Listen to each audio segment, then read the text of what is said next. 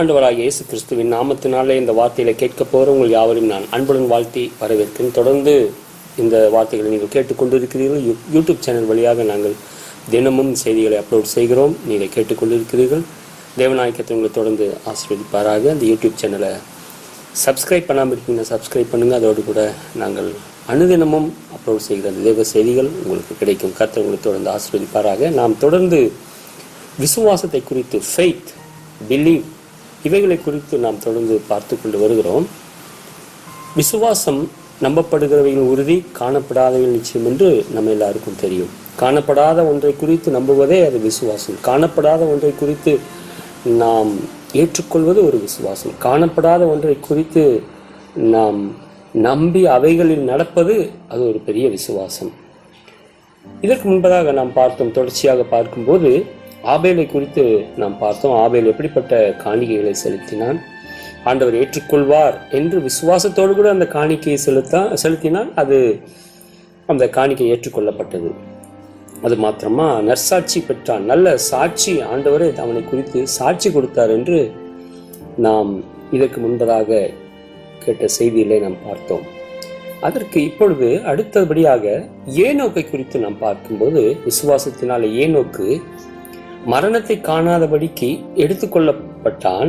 தேவன் அவனை எடுத்துக்கொண்டபடியினாலே அவன் காணப்படாமற் போனான். அவன் தேவனுக்கு பிரியமானவன் என்று அவன் எடுத்துக்கொள்ளப்படுவதற்கு முன்னமே சாட்சி பெற்றான். ஆமென். ஏனோக்கை பாருங்கள். ஏனோக்கு வாழ்ந்த காலத்திலே அவனுக்குள்ளே ஒரு மிகப்பெரிய ஒரு விசுவாசம் இருந்தது. அந்த விசுவாசத்தோடு கூட அவன் வாழ்ந்து கொண்டிருந்தான். ஆகவே அந்த விசுவாசம் அவனை தேவனுடைய ராஜ்யத்திற்கு எடுத்துக்கொண்டது. அப்ப தேவன் என்னை ஏற்றுக்கொள்வார், தேவன் என்னை எடுத்துக்கொள்வார், தேவன் தம்முடைய அண்டையில சேர்த்துக்கொள்வார், தேவன் என்னை பரலோகத்துல என்னை அனுமதிப்பார், பரலோகத்துக்கு என்னை கொண்டு போவார், பரலோகத்துல என் தேவனோடு கூட நான் நித்தியமாய் வாழுவேன் என்று சொல்லி ஏனோக்கு இந்த பூமியில இருக்கும்போது விசுவாசத்துடனே அவன் தேவனிடத்தில் சஞ்சரித்தான், தேவனோடு கூட சஞ்சரித்தான். அந்த விசுவாசம் அவனுக்குள்ள இருந்தது. அந்த விசுவாசம் ஏனோக்குள்ள இருந்தபடினாலதான் பாருங்க, அவன் தேவனோடு கூட சஞ்சரிக்கிறவன், தேவனோடு கூட வாழுகிறவன் என்று சொல்லப்பட்டிருக்கிறது. தேவனோடு கூட சஞ்சரித்துக் கொண்டிருந்தான், தேவனோடு கூட வாழ்ந்து கொண்டிருந்தான், தேவனுடைய கற்பனைகளை அவன் ஏற்றுக்கொண்டான், நம்பினான், விசுவாசித்தான். ஆகவே அவன் காணப்படாமல், அவன் எப்படி மரித்தானா என்னன்னு தெரியாது யாருக்குமே. வசனம் சொல்லியிருக்கு, காணப்படாமல் எடுத்துக்கொள்ளப்பட்டான். யாருமே அவனை பார்க்கல. எங்க போனாரு என்னன்றது, ஏனோக்கு எங்க போனா என்னன்னு யாருமே தெரியாது. ஆனால் வசனம் சொல்லியிருக்கிறது, தேவன் அவனை எடுத்துக்கொண்டபடியினாலே அவன் காணப்படாமல் போனான். அவன் தேவனுக்கு பிரியமானவன் என்று எடுத்துக்கொள்ளப்படுவதற்கு முன்பே சாட்சி பெற்றான். ஆமென். பாருங்க, அப்ப அந்த விசுவாசத்தினாலே ஏனோக்கு தன் மரணத்தை காணவில்லை, ஆண்டவர் எடுத்துக்கொண்டார். விசுவாசத்தினாலே ஏனோக்கு தேவனோடு சஞ்சரித்தான். விசுவாசத்தினாலே ஏனோக்கு தேவனுடைய கட்டளைகளுக்கு கீழ்ப்படிந்தான். விசுவாசத்தினாலே அந்த ஏனோக்கு இந்த பூமியில வாழும்போது தேவனோடு கூட நடந்தான். ஆகவே அந்த விசுவாசம் அவனை என்ன பண்ணினது, அவனை எடுத்துக்கொண்டது. இது ஒரு நல்ல நமக்கு உதாரணமான ஒரு காரியம். நடந்த சம்பவம் இது நடந்த ஒரு சரித்திர சம்பவம். இதை நாம் யாரும் இல்லை என்றோ மறுக்கவோ முடியவே முடியாது. ஏனென்றால் வேதத்திலே அவ்வளவு தெளிவாக எழுதப்பட்டு இருக்கிறது ஏனோக்கு. அப்ப அந்த ஏனோக்கை குறித்து அழகாய் தெளிவாக எழுதப்பட்டு இருக்கிறது. இதை யாரும் மறுக்க முடியாது. இந்த பூமியில வாழ்ந்த காலத்துல தேவனோடு கூட சஞ்சரித்தானாம். அப்ப தேவனோடு கூட சஞ்சரிக்கிற நமக்கு இந்த பூமியில நமக்கு ஒரு விசுவாசம் உண்டு அல்லவா, நமக்கு ஒரு நம்பிக்கை உண்டு அல்லவா, நமக்கு ஒரு அளவிட முடியாத ஒரு விசுவாசம், நம்பிக்கை. எப்படி? நம்முடைய நம்பிக்கை கன்மலையாகிய கிறிஸ்து, நம்முடைய நம்பிக்கை பரலோகம், நம்முடைய நம்பிக்கை நம்முடைய வாழ்வுக்கு பிறகு, நம்முடைய இந்த பூமியின் வாழ்நாளுக்கு பிறகு நமக்கு என்ன சம்பவிக்க போகுதோ, என்ன நடக்க போகிறதோ, நாம் என்ன செய்ய போகிறோம், நாம் எங்கே போக போகிறோம், ஆனால் வசனம் சொல்லியிருக்கிறது, தேவன் நம்மை சேர்த்து கொள்வார்.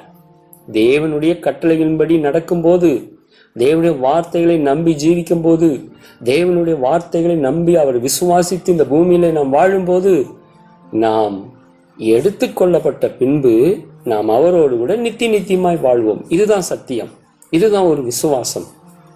ஆம், தேவனுக்கு பிரியமான கேட்டுக்கொண்டிருக்கிற பிரியமான தேவ பிள்ளைகளே, நீங்கள் ஆண்டவருடைய நியமங்களை, ஆண்டவருடைய கட்டளைகளை, ஆண்டவருடைய வார்த்தைகளை நீங்கள் விசுவாசித்து இந்த பூமியில தேவனோடு கூட சஞ்சரியுங்கள், தேவனோடு கூட வாழுங்கள், தேவனுடைய வார்த்தைகளை கேளுங்கள். அவருடைய வேத வசனங்கள், சத்திய வசனம் என்னென்னலாம் சொல்லப்பட்டிருக்கிறது, பூமியிலே ஒரு எப்படி வாழ வேண்டும் என்று கற்றுக் கொடுத்திருக்கிறது, எப்படியெல்லாம் வாழ வேண்டும், எப்படியெல்லாம் வாழக்கூடாது என்று நமக்கு நல்ல ஒரு தெளிவான சத்தியம் நமக்கு கற்றுக் கொடுக்கப்பட்டிருக்கிறது.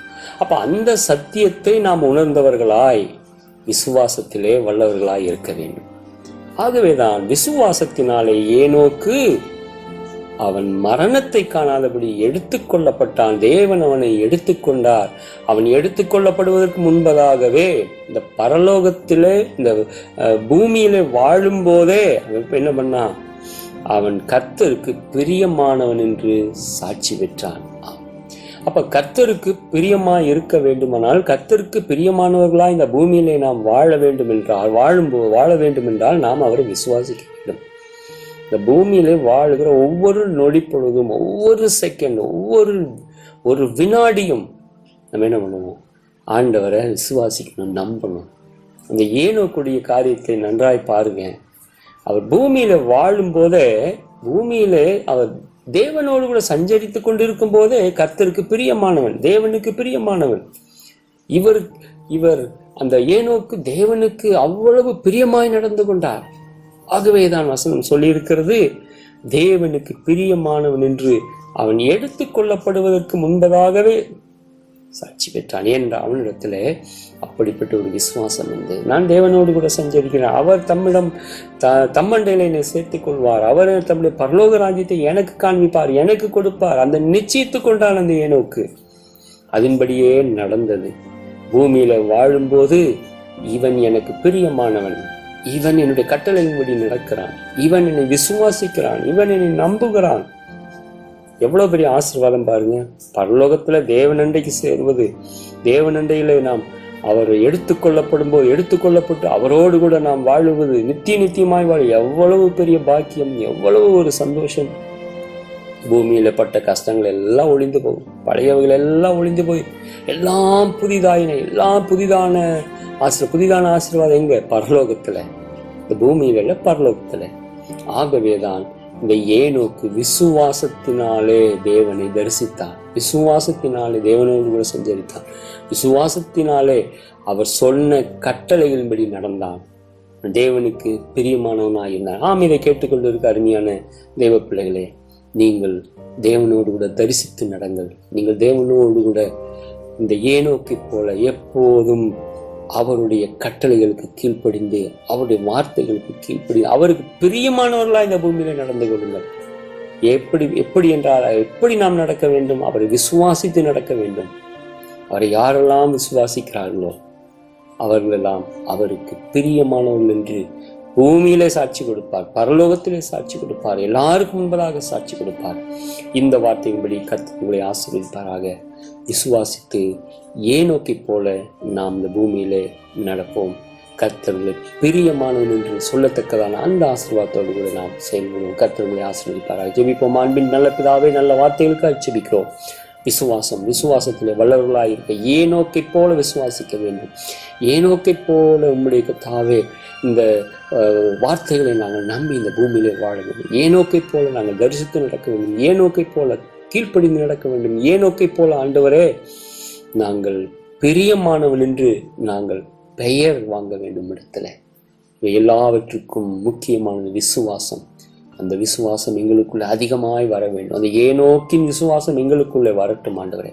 கேட்கிறோம் பிள்ளைகள் ஒவ்வொருவரிடத்திலும் அந்த ஏனோக்கின் விசுவாசம் வரட்டும். கர்த்தருடைய பிள்ளைகளை ஆசீர்வதிப்பீராக. கிருபை சமாதானம் கூட இருக்கட்டும். வியாதியாய் இருக்க, சுகவீனமாய் பலவீனமாய் இருக்கிற ஆண்டவரே, வயிற்று வலியினால் கர்த்தாவே, கேன்சர் வியாதியினால், டிபி வியாதியினால், தோல் வியாதியினால், வயிற்று வலியினால், உடல் முழுவதும் பலவீனத்தினால் ஆண்டவரே சோத்திரம் அவதிப்பட்டு கொண்டிருக்க ஒவ்வொருவருக்கா இப்பொழுதே நான் செபிக்கிறேன். ஆண்டவரே, என்னுடைய பிள்ளைகளை தொட்டு குணப்படுத்துவீராக, சுகப்படுத்துவீராக. உடைய அற்புத கரத்தை கொண்டு இப்பொழுதே அற்புத விடுதலை தருவீராக. இந்த நேம் ஆஃப் ஜீசஸ், இயேசுவின் நாமத்தினால விடுதலை தாரும். விடுதலையின் தேவன், விடுதலையின் இயேசு அவர்கள் அருகில போய் இந்த வார்த்தைகள் இப்பொழுதே அவர்களிடத்தில் ஆண்டவரை புறப்பட்டு செல்வதாக. இந்த வார்த்தைகளால் சுகமாக குணமாக நீர் அவர்களை கர்த்தாவே சுகப்படுத்துவீராக. கிருபை சமாதானம் கூட இருக்கட்டும். மீட்பர் இயேசுவின் நாமத்தில் கேட்கிறோம் நல்ல பிதாவே, ஆமென். தொடர்ந்து சத்தியங்களை கேளுங்கள், தொடர்ந்து ஊழியங்களை தாங்குங்கள், ஊழியங்களுக்கு உதவி செய்யுங்கள். தேவநாயகத்தில் உங்களை ஆசீர்வதிப்பாராக. இது மாத்திரமல்ல, யூடியூப் சேனலை சப்ஸ்கிரைப் பண்ணுங்கள், லைக் பண்ணுங்கள், ஷேர் பண்ணுங்கள், கமெண்ட் பண்ணுங்கள். தேவநாயகத்தை ஏனோக்கி விசுவாசத்தை உங்களுக்கு கொடுப்பாராக. நீங்கள் அவருக்கு பிரியமானவன் என்று நற்சாட்சி பெறுங்கள். கர்த்தர் உங்களை ஆசீர்வதிப்பாராக. ஆமென், ஆமென்.